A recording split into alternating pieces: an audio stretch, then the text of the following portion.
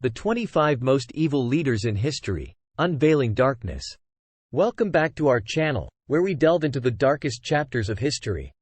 Today, we present to you the top 25 most evil leaders who left a sinister mark on humanity. Adolf Hitler. Adolf Hitler was one of the most notorious, evil, and destructive leaders in human history. With his angry hate-filled speeches, his ordering of Kristallnacht, his wanton invasion of European and African nations, and his ordering of millions of Jews being tortured, raped, and executed in concentration camps, plus countless other atrocities known and unknown, Hitler personifies hate and evil like few have before or since. In total, historians credit him with the deaths of 11 million people. Joseph Stalin. During Stalin's reign of the USSR, he took control of large plots of land. Millions of farmers refused to give up their land, so he had them killed. This also led to famine across Russia, resulting in more millions killed. Under his totalitarian rule, he expanded the secret police, encouraged citizens to spy on each other, and had millions killed or sent to the Gulag. 20 million people died under his brutal and tyrannical rule. Emperor Hirohito. Emperor Hirohito was the leader of Japan during some of the worst war crime atrocities in human history. From the Nanking Massacre where thousands were raped and murdered to Unit 731 where they did horrendous biological experiments on people resulting in 300,000 people dying, the emperor had the power to stop it and did nothing. Osama bin Laden. As one of the most notorious terrorists in history, Osama bin Laden formed al-Qaeda and carried out several terrorist attacks against the United States. In 1998, he ordered the bombing of a U.S. embassy in Kenya, killing 300 people. And, of course, he ordered the attacks on September 11 which killed 3,000 innocent civilians. Many of his orders also involved having his own men kill themselves as suicide bombers. Mao Zedong. Communists revolutionary Mao Zedong led the takeover of China to communist rule. Under his leadership, he instituted massive land reform, stealing large plots of land away from landowners through violence and terror. Anytime criticism came his way, he would quickly squash dissent. But it was his "Great Leap Forward" campaign which led to an intense famine from 1959 to 1961, resulting in the deaths of 40 million people. Pol Pot. Leading the Khmer Rouge communist government in Cambodia, Pol Pot rounded up academics, scientists, teachers, city residents, religious leaders and pretty much anyone educated and put them into concentration camps where they were mass executed. An estimated 2 million people died of starvation, execution, or disease during 1975 to 1979. King Leopold II. Leopold II was the King of Belgium. But, he also had another name, the Butcher of Congo. The Congo was ripe with rubber and he wanted to exploit it. So he rained down terror on the colony with his armies. Though he never set foot in the Congo, he had 10 million Congolese people massacred. He frequently ordered his military to cut off the hands of rebellious workers as proof. Eventually, word got out of his atrocities and he was forced to sell it from outside pressure. But his reign devastated the country for decades. Vladimir Lenin. Vladimir Lenin was the first leader and revolutionary of Soviet Russia, overthrowing the monarchy and turning Russia into a totalitarian state. However, the Red Terror is his true claim to infamy. This was a massive campaign by him under the Bolshevik government to imprison and execute the former ruling classes. However, it also repressed peasants, industrial workers, priests and anyone who opposed the Bolshevik government. Within the first few months, 15,000 people died, priests and nuns were crucified, and it would become common practice for the police to kidnap a husband so his wife would come and purchase him back with her body. Kim Jong-il. Kim Jong-il is considered one of the most successful despots since Joseph Stalin. Coming into power in 1994, Kim inherited an impoverished North Korea with a full-scale famine starving his people. Instead of helping them, he put the country's money toward building the world's fifth-largest military and in the process, letting 1 million of his people starve to death. He tricked the United States into giving him nuclear technology so he could build nuclear weapons and terrorized South Korea with threats, a bombing run in Myanmar, killing South Korean officials, and sinking one of their submarines. Attila the Hun. Attila the Hun was a greatly feared barbarian during the later years of the Roman Empire, bringing terror, destruction, rape, and pillaging to millions. After killing his own brother Bleda to become the sole ruler of his empire, he invaded most of the Roman Empire. The destruction of the city Naissus was so horrible, the corpses of the city clogged the Danube River for years. He impaled deserters through the rectum and ate 2 of his own sons. Because he was so feared, many Romans paid bribes to keep him away. Ivan the Terrible.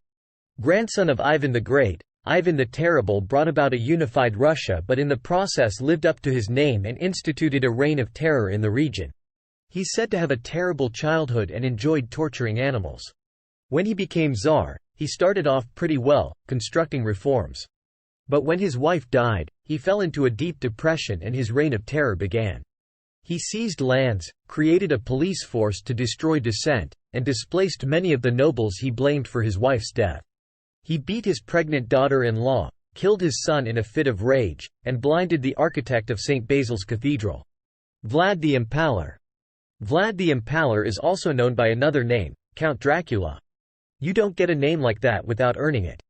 He was notorious for impaling his enemies with large stakes on the battlefield.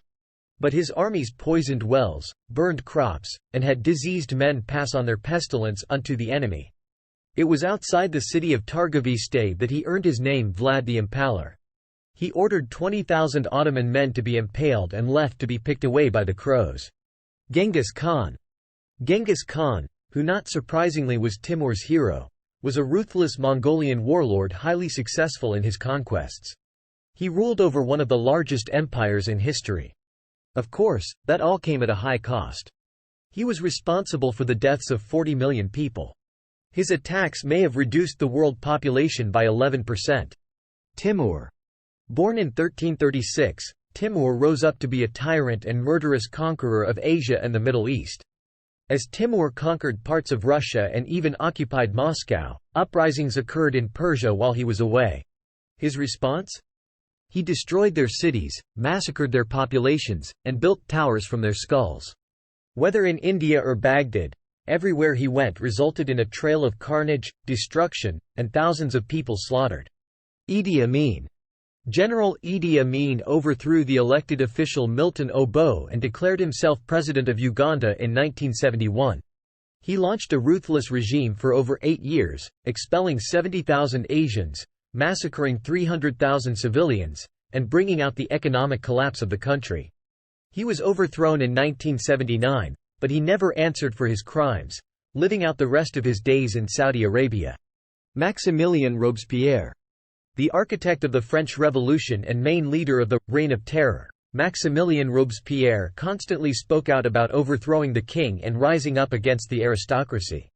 After becoming elected to the Committee of Public Safety, Robespierre unleashed the Reign of Terror by arresting 300,000 suspected enemies and executing 17,000 of them by guillotine. With his enemies gone, he continued to call for more executions until officials around him grew suspicious and arrested him. He, in turn, was executed by guillotine. Empress Wu Zetian. Empress Wu Zetian is one of the few female leaders in ancient history and history at large. Her story is remarkable, however, becoming a concubine to rise through the power structure of China, eventually becoming the empress. However, she made a lot of enemies in the process, and likely that was because she was said to engage in vile sex acts, murdered her husband, killed off a lot of her family members, smothered her newborn baby girl and blamed it on her old rival, and then ordered she be mutilated and drowned. It's difficult to know the accuracy of these claims due to a potential smear campaign. King John.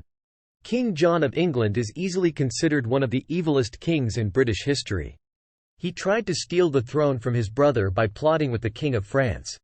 When his enemies got in his way, he'd throw them in a castle and starve them to death. In order to build a massive army and fleet, he heavily taxed England, took away lands from nobles, and imprisoned and tortured Jews until they would pay him what he requested. He died of dysentery on October 12, 16. Caligula.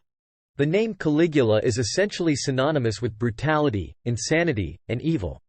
A narcissist, Caligula declared himself a god, would kill on a whim, slept with his sisters and many of other men's wives and bragged about it. He spent money on lavish things while his people starved. Yet, out of all the evil things he did, Watching people being sawed in half while he ate his dinner is probably the highest up there. Fidel Castro. Before Fidel Castro, Cuba had a thriving economy, but once he overthrew Fulgencio Batista in 1959, he destroyed all of it under his oppressive communist rule. In 2 years, 582 political opponents were executed by firing squad. In his 50-year rule, estimates of his executions went into the thousands. Newspapers were closed. Priests, homosexuals, and others were forced into labor camps for re-education. All basic civil rights like freedom of speech were denied. Muammar Gaddafi. As a tyrannical despot of Libya, he did all the things they usually do. He squashed political opposition by making it illegal. He banned private enterprise, freedom of speech, and any unsound books were burned. Despite Libya's great economic potential, few of his people actually experienced economic prosperity, as he squandered most of it on funding terrorist groups. His rule is considered one of the most brutal and totalitarian eras in North African history. Pope Alexander VI. The papacy has a long history of some very evil popes, but out of all of them, Pope Alexander VI is arguably the most evil. He was not by any means a Christian, Catholic or otherwise, but purely a secular pope who used the power to advance his greed. In one particular stunt, Pope Alexander VI would marry off his beautiful daughter Lucrezia with a large dowry, and then afterward annul the marriage because he's pope and can do that. Then, he'd marry her off again to the next sap who fell for it. He had tons of extravagant parties which usually turned into orgies, and would confiscate illegal money from the wealthy to finance his lifestyle. Eventually, he was assassinated by poison. Saddam Hussein. Saddam Hussein ruled Iraq with an iron fist and had conquest on his mind at all times, with visions of ruling over a unified Arab empire. He wantonly invaded Iran and Kuwait, which devastated his army and economy. On his orders, friends, enemies, and relatives were murdered. He had his rivals and their children tortured and raped. In 1982, he slaughtered 182 Shiite civilians. In the end, he was captured, tried, and hung for his crimes. Nero.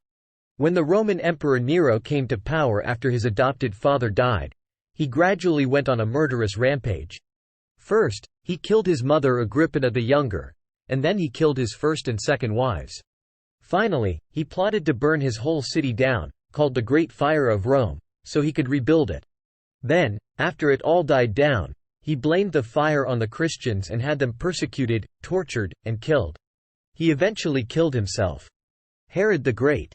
Herod the Great, the same Herod the Great of the Bible that slaughtered male children to try and kill Jesus in the process, was definitely an evil ruler. The ancient historian Josephus recorded a good many of his wicked deeds, including killing 3 of his sons, killing his favorite wife of his 10 wives, drowning a high priest, killing his mother-in-law, a few uncles, and was said to plot to kill a stadium of Jewish leaders. In this eye-opening journey, we have explored the depths of human depravity by uncovering the 25 most evil leaders in history. Let us be vigilant in recognizing the signs of authoritarianism and injustice in our world today. By advocating for human rights, democracy, and compassion, we can work towards a future where such evil leaders are held accountable, and peace and justice prevail. Thank you for joining us on this chilling exploration of history's most malevolent figures. May it serve as a reminder of the importance of empathy, understanding, and the pursuit of a more humane world.